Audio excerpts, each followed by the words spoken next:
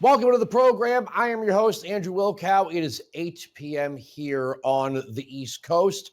Earlier today, the long-awaited special counsel, Robert K. Hur report, dropped.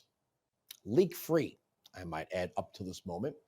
And in a very Comey-esque type of fashion, special counsel Hur said that he didn't think that a jury would convict President Biden, whether or not even had the authority to charge him.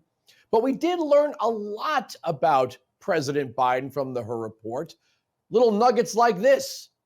Mr. Biden's memory was significantly limited both during his recorded interviews with the ghostwriter in 2017 and his interview with our office in 2023.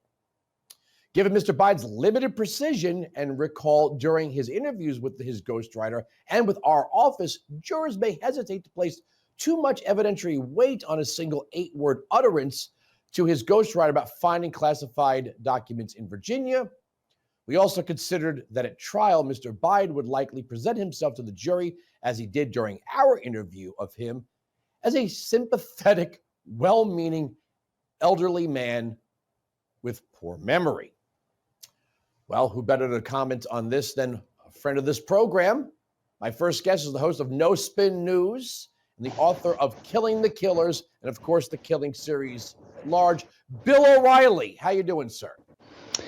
This is a pretty shocking report. So I just got it. You want to run it down for the folks? Yeah, sure. All right. So here we go. Robert Hur, special counsel, designed to look into why Joe Biden had classified documents all over the place, including his garage. All right, took him 13 months, about $5 million of taxpayer money. Hur basically says he did it. Biden willfully, all right, took the documents, shouldn't have, knew he shouldn't have, took them anyway. Our office uncovered evidence that President Biden willfully retained and disclosed classified materials after his vice presidency when he was a private citizen. Okay? But they're not going to charge him because Hur says he's senile. That is a huge story, an amazingly big story. That changes the whole complexion of the presidential race. 345-page report. And the end of the report says it would be difficult to convince a jury they should convict Biden of a serious felony that requires a mental state of willfulness because he doesn't know what he's doing. He can't remember anything. Andrew, did you read this thing? Yeah, I just read some of the juicier. Listen to this. Listen to this. He did not remember when he was vice president. Or when Beau Biden died.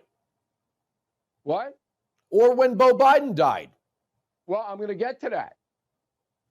Joe Biden did not remember when he was vice president, forgetting on the first day of the interview when his term ended.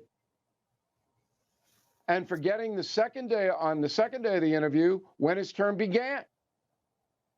He did not remember, even with several years, when his son Beau died.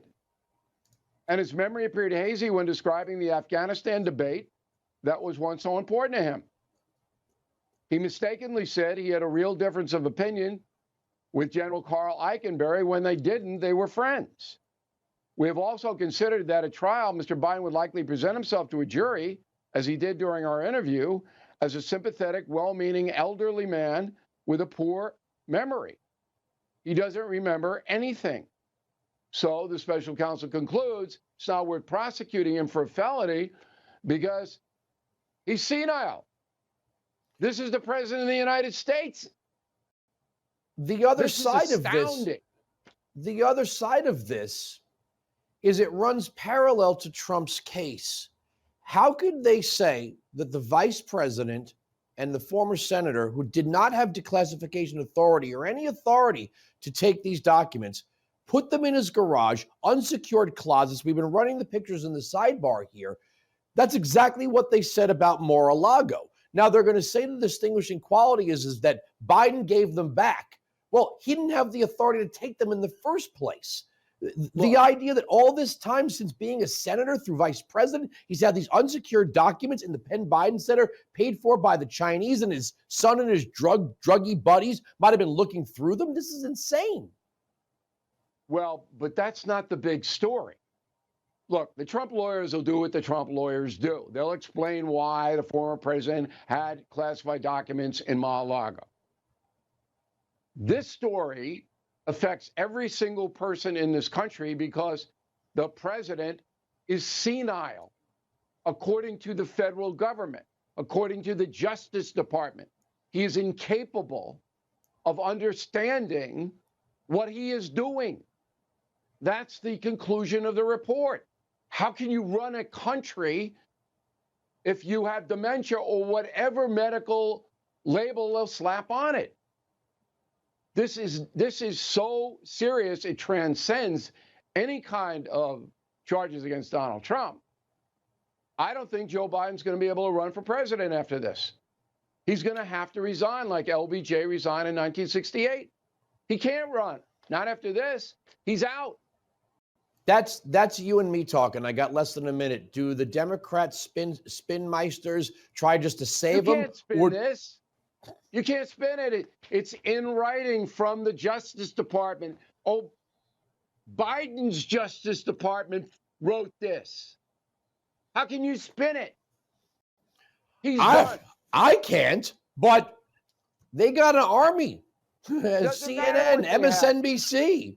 No one is going to believe them. It is over for Joe Biden. This is it.